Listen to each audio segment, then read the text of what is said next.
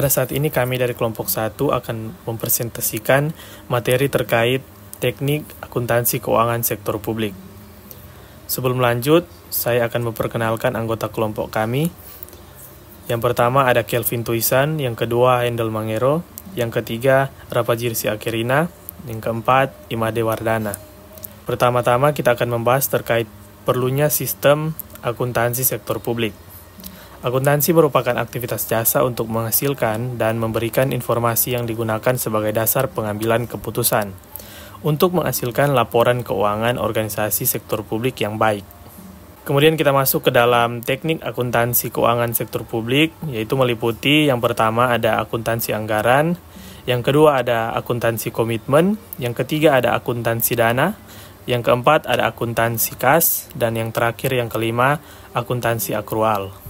Selanjutnya ada akuntansi anggaran, merupakan praktik akuntansi yang digunakan untuk organisasi sektor publik, khususnya pemerintahan. Teknik akuntansi ini menyajikan jumlah yang dianggarkan dengan jumlah aktual dan dicatat secara berpasangan atau double entry.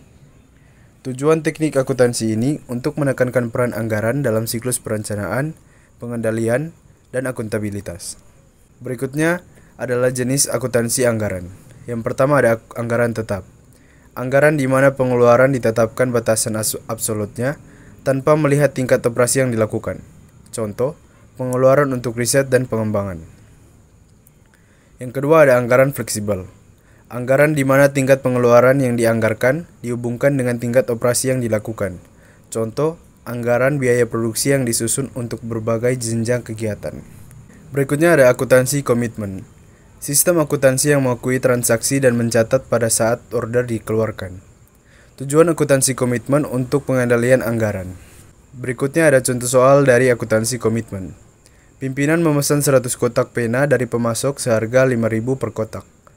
Ketika faktur pemesanan dikirimkan kepada pemasok, maka pencatatannya pena seharga 500.000 didebit, pesanan kepada pemasok seharga 500.000 didebit.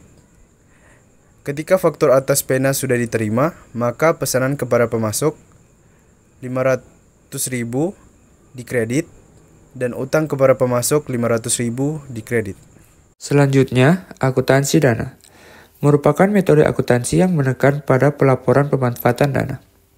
Akuntansi dana merupakan salah satu perbedaan utama antara akuntansi pemerintahan dengan akuntansi bisnis. Perbedaan antara akuntansi dana pada organisasi swasta dan organisasi sektor publik. Pada organisasi swasta, kita menggunakan rumus A sama dengan U tambah KB. Dengan keterangannya, A sama dengan aktiva, SD sama dengan saldo dana, KB kekayaan bersih, U sama dengan utang. Pada organisasi sektor publik, dana 1, 2, 3, dan dana N menggunakan rumus yang sama, yaitu A sama dengan U tambah SD, di mana berisi aktiva tetap dan utang jangka panjang. Jenis akuntansi dana. Dana yang dapat dibelanjakan atau expendable fund. Expendable fund digunakan untuk mencatat nilai aktiva, utang, perubahan aktiva bersih, dan saldo dana yang dapat dibelanjakan untuk kegiatan yang tidak bertujuan untuk mencari laba. Contohnya, pemadam kebakaran dan polisi. Yang kedua, dana yang tidak dapat dibelanjakan atau non-expendable fund. Non-expendable fund digunakan untuk mencatat pendapatan, biaya, aktiva, utang, dan modal untuk kegiatan yang sifatnya mencari laba. Contohnya, jasa transportasi. Akuntansi kas. Pendapatan dicatat pada saat kas diterima, dan pengeluaran dicatat ketika kas dikeluarkan. Kelebihan cash basis mencerminkan pengeluaran yang akrual, real, dan objektif, namun tidak dapat mencerminkan kinerja yang sesungguhnya. Di sini kami memiliki contoh, yaitu pada tanggal 1 Juni 2015, PT Bahari membayar sewa gedung sebesar 30 juta rupiah untuk membayar sewa 3 bulan.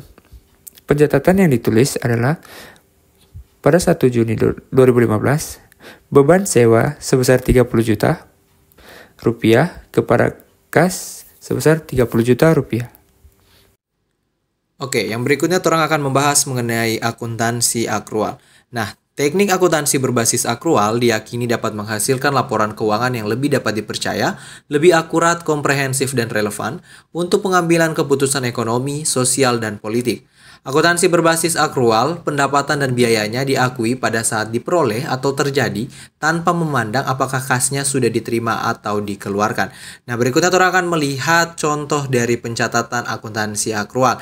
Masih dengan soal yang sama seperti akuntansi kas, yaitu pada tanggal 1 Juni 2015, PT Bahari membayar sewa gedung sebesar 30 juta untuk 3 bulan sewa. Maka pencatatannya sebagai berikut, yaitu pada tanggal 1 Juni 2015, kita catat sewa dibayar di muka sebesar 30 juta di sebelah debit dan kas sebesar 30 juta di sebelah kredit. Nah, karena orang mencatat dengan menggunakan akun sewa dibayar di muka, maka pada akhir periode atau akhir bulannya kita akan mencari beban sewa yang sebetulnya terjadi untuk bulan tersebut. Maka untuk pencatatannya pada jurnal penyesuaian, yaitu pertanggal 31, baik 31 Juni, Juli maupun Agustus, kita catat beban sewa sebesar 10 juta di debit dan sewa dibayar di muka sebesar 10 juta di kredit. Kenapa 10 juta? Yaitu didapat dari 30 juta dibagi 3 bulan sewa dikali 1 bulan, yaitu per 31 Juni, Juli, dan Agustus. Nah, pengaplikasian accrual basis dalam akuntansi sektor publik untuk menentukan cost of service and charging for service, yaitu untuk mengetahui besarnya biaya yang dibutuhkan untuk menghasilkan pelayanan publik serta penentuan harga pelayanan yang dibebankan kepada publik. Pengaplikasian accrual basis ini dalam sektor swasta digunakan untuk mengetahui dan juga membandingkan besarnya biaya terhadap pendapatan. Perbedaan ini disebabkan karena pada sektor swasta, orientasinya lebih difokuskan pada usaha untuk memaksimumkan laba, sedangkan dalam sektor publik, orientasi lebih difokuskan pada optimalisasi pelayanan publik. Nah, demikianlah presentasi dari kelompok kami.